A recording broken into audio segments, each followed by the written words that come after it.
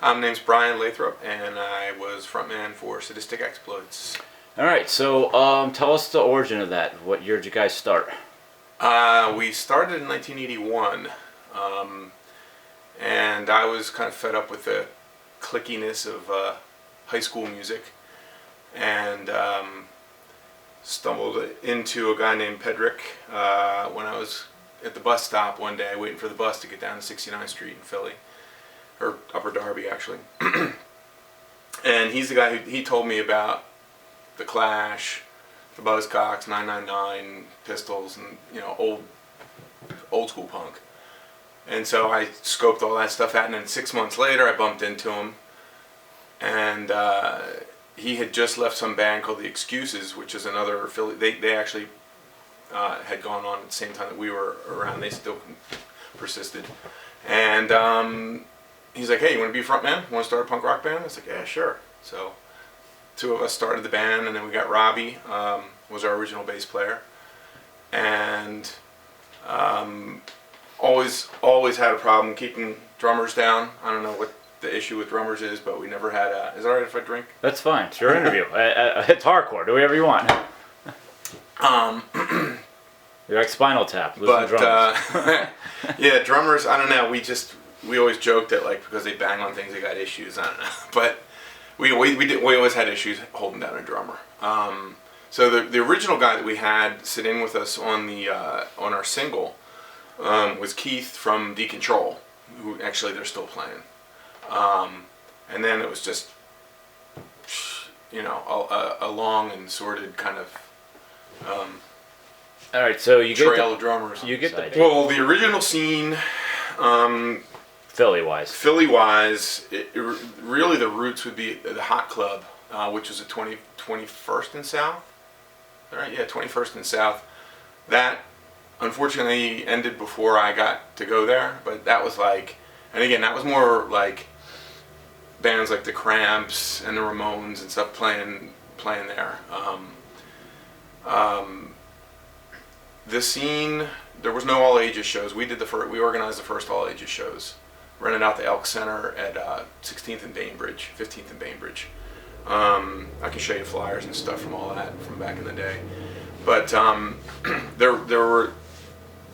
really weren't very many venues. There was Omni's, which was at 9th and Walnut, and that was one of the few places that was doing punk and hardcore shows. Trying to think. Starlight Ballroom was up in Kensington, but they were doing more like big name acts.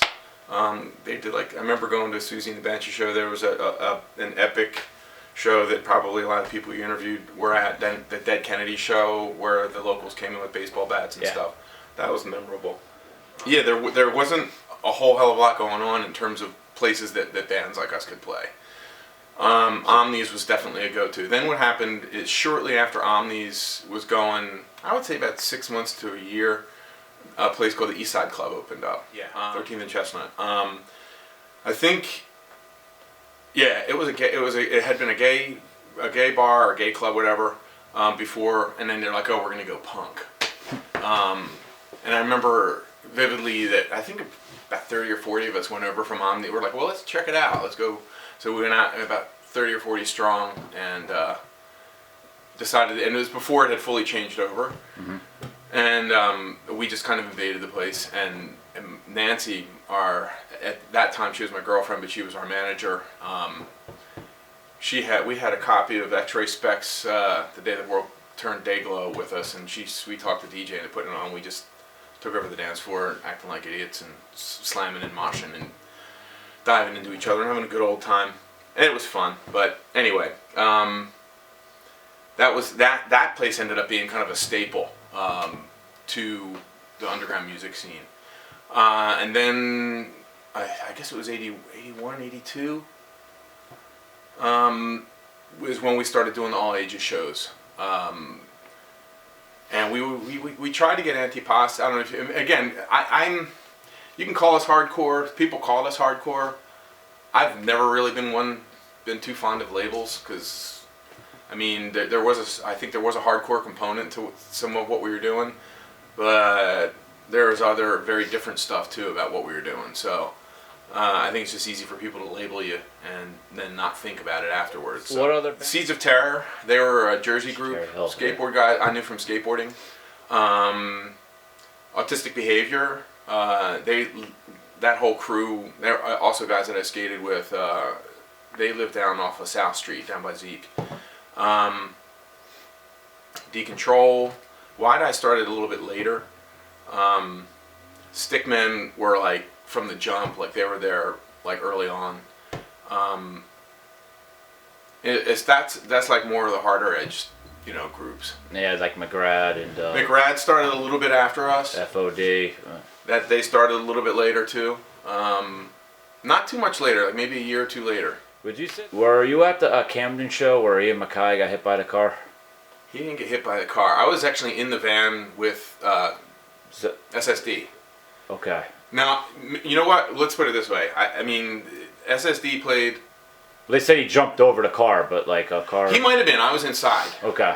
He might have jumped out. He might have jumped to get out of the way. Yeah. But I remember because Nancy and I had broken up, but she moved up to Boston and she started going out. She's still together with Al from SSD. Okay. But we were in the van, and I remember the whole thing like shifted. It was like an earthquake, And he's like, "What the fuck," And it turned out that we had gotten rear-ended by some car. Now I don't remember whether Ian had been outside or I didn't know that detail. So it was like a hit and run. A dude just hit you guys.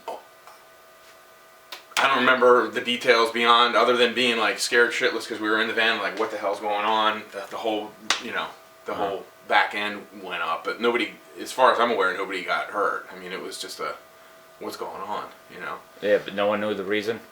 No one seemed to know. Probably just a drunken idiot.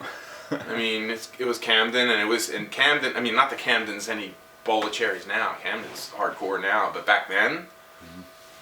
It was nasty, and a bunch of punk rockers. Because it was, we would go to, we weren't welcomed with open arms in these neighborhoods and stuff. So I was at the Kennedy show. I did not see that. I ended up dating actually the girl who got her foot blown open. Yeah. I ended up dating her like later on, and then found out the fact that.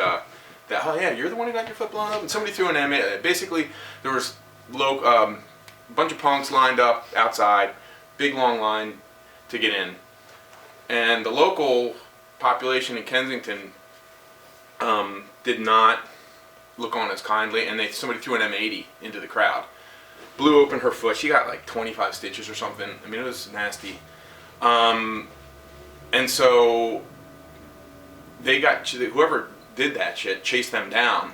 Like some of the guys in the line chased down the locals, beat the shit out of the guy. Well, then his friend got more locals. They came back with bats, and I remember we were getting chased under. There was these like side doors that went around and under the stage. It was kind of like a maze. It was just like crazy. And there's dudes coming in swinging baseball bats, and people were like screaming and running and stuff. And I vividly remember Jello being up on stage, and he was like looking around. And if you at the Starlight, there were these like portholes with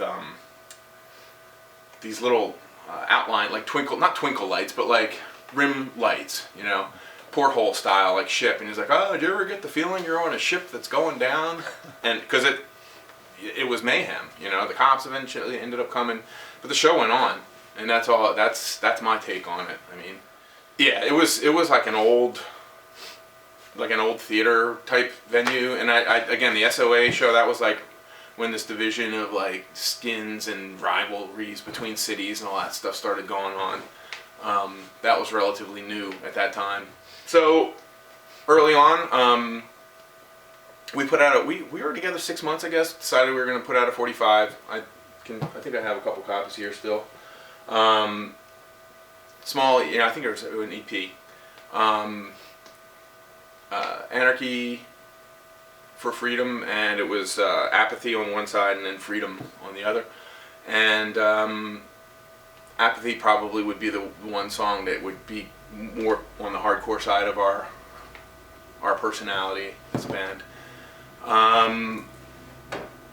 It's funny looking back at it now. I'm like, pushing 50, and at 17, I guess I was 16 or 17. You're looking for a cause. You're looking for something to have meaning in your identity and whatnot. And we, there was some stuff that I had read that made a lot of sense to me right off the top of my head. But we have a quote of his inside of our 45, and it was called The ABCs of Anarchism, and it was a very, very utopian kind of view on like how anarchy could work. It was very idealistic. But then we got dubbed as like super politico, trying to shove our politics down people's throats. And it's like we were singing about politics. I mean, everything is politics. If you don't do politics, you're going to get, that's a saying, you don't do politics, you're going to get done. So we were branded kind of an overly political band early on. And then we started getting away from that a little bit later on. Still political, but not quite as much as our early days. We lasted a total of about 5 years, I guess, up till about 85. Various stages. We only had 3 bass players. Bryan Lee was our second bass player. That was actually we had a great lineup after the initial lineup. It was just, we started getting into more experimental, hard, but not, again, it's not traditional hardcore the way I would dub it. And it's a shame that Christian's not with us. Christian was one of our bass players too. But before he even joined the band, Howard Saunders and I don't know if you've spoken with Lenny Bandock, Howard, Steve I, Lenny Bandock, and they brought so many different shows to Philly. They did, with Love Hall, and like I got to see amazing bands thanks to the work of these people who had connections and worked it, and brought these amazing bands to Philly. And I mean, sometimes it was like at Love Hall, or it might be in warehouses, or other venues like the Elks. Other people started putting on shows at the Elks Lodge too. There was it's now the Arts Bank. There's at Broad and South. There's a building called the Arts Bank. There used to be shows there too. And they basically laid the foundation for a lot of the scene in terms of the shows and stuff that they brought in. So that's the place you're talking about that got burned down, right? No, the Arts Bank is still there. Like, there had been hardcore shows and punk shows at the Arts Bank, but that's now part of the Arts, University of the Arts. Love Hall is now like a garden, or the Love Club. I'm sorry, the Love Club is basically a garden, like a community garden now. But I got to see just countless amazing shows, Minutemen and Husker Du and Bad Brains, and I mean just the list goes. We had so many issues with personnel that we were kind of made it, just about made it 5 years, and but we got to play CB's before it in its prime, so that was kind of fun. What did you get out of hardcore? An outlet. Same, kind of very similar to what skateboarding has given me. I mean, skateboarding and punk rock always were kind of like this for me. But it was a vehicle just to express myself and an outlet for my frustration with everything, with the status quo. I didn't want to just take the straight and narrow path, the tried and true path. Like, that never really has been me. And so, again, an outlet, a voice. You didn't have to, there were no rules. In retrospect, you can kind of look back and say, okay, well, everybody kind of had their uniform, like their leather, and that, the straight edge guys and this and that. You can make a case for that. But when you're 17 years old and you're pissed off and you don't want to fit in, with the status quo, you don't want to be just another Joe, and you want to make an impact, it was a great vehicle. It was a fantastic vehicle. A show up in Irving Plaza up in New York. I think had to be about 20 of us. You know, we were broke. We were all like 17, 18. We were all broke. And we about 20 of us piled into the back of a U-Haul moving truck, no lights, no nothing, and drove up to New York City to Irving Plaza to see. It was SSD, not SS. Was SSD playing then? Yeah, SSD played. Millions of Dead Cops and Bad Brains. And there were the intercity rivalries, like Boston and New York were just, you know, nonstop, like headbanging. Also DC as well, that whole thing. So to have those bands converge in New York, I didn't go anywhere near that pit, man. I was just like, I'm gonna watch this from the mezzanine because it was I've never seen ever. I wish that I had been into photography and videoing back then, because man, kids doing swan dives off of 15-foot stacks. It was like the pit. It wasn't even just a pit. It was like the floor was. It looked like a satellite picture of a hurricane, and you had dudes going, you know, from one city, whether it was Boston. I couldn't tell who was from what city. Other than that, I do remember cats like they were either Boston or DC with their forearms all duct taped, and they were just like getting, you know, going counterclockwise to the other circles, and just it was epic, and people jumping off the stacks, like, you know, well, maybe I don't know if they're 15 feet. 12 to 15 feet tall stacks, like insane, but great, just phenomenal. And then we piled back in our van and in the dark and came back to Philly. We were fairly early, and we might have gotten a little bit more visibility with the whole punk movement, hardcore movement, because I don't think Pure Hell ever got like a fair shake in terms of that.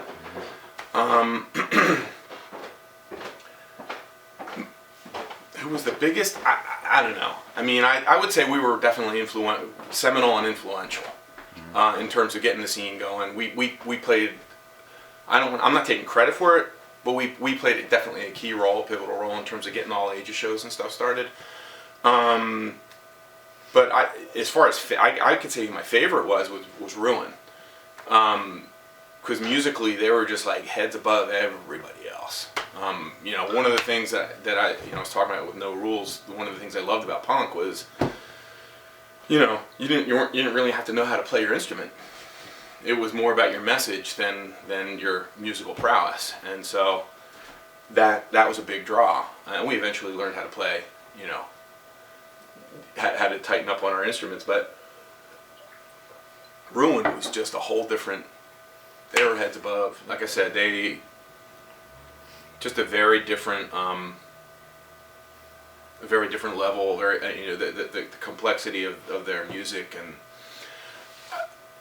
they were. If I remember correctly, they were all very much into Buddhism too.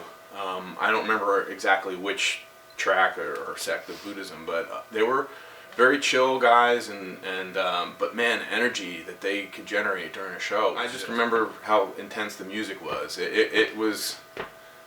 It kind of reminded me of Husker Du on steroids. I don't know. I don't know if that helps. Nah, it's all good. I remember the other great show, fond memories was there was a cat named Jeff Jenkins. Hopefully he's still around. Somewhere in the country. He had been a DJ at WKDU, Drexel's station, and they used to play. They were awesome as far as the scene was concerned too. They were really good about playing local music, and you know, that's how a lot of people networked to get, you know, find out where the shows were going to be. But they had really good connections with a lot of the bands, and I remember seeing Husker Du in their basement. They called it the West Side Club. It was over on 34th and Powelton, and I still think about that every time I drive by. There was like 200 people crammed into a room not much bigger than this, living room, and just a sweaty sauna with just. They were doing Metal Circus at the time, I think, which was like pretty hardcore, and a very, very fond memory. That was an epic memory. So, Decontrol played the other day, went to the reunion show, the When the Punks Go Marching In show down at Dobbs, and they were belting it out, man. I mean, Adam looks phenomenal, and he's still belting it out like he was 20 years. Well, he was even younger than that. I mean, we were all spring chickens back then. I was 17, 18. So but he looks pretty damn good for pushing 50 and getting up there and really, wailing.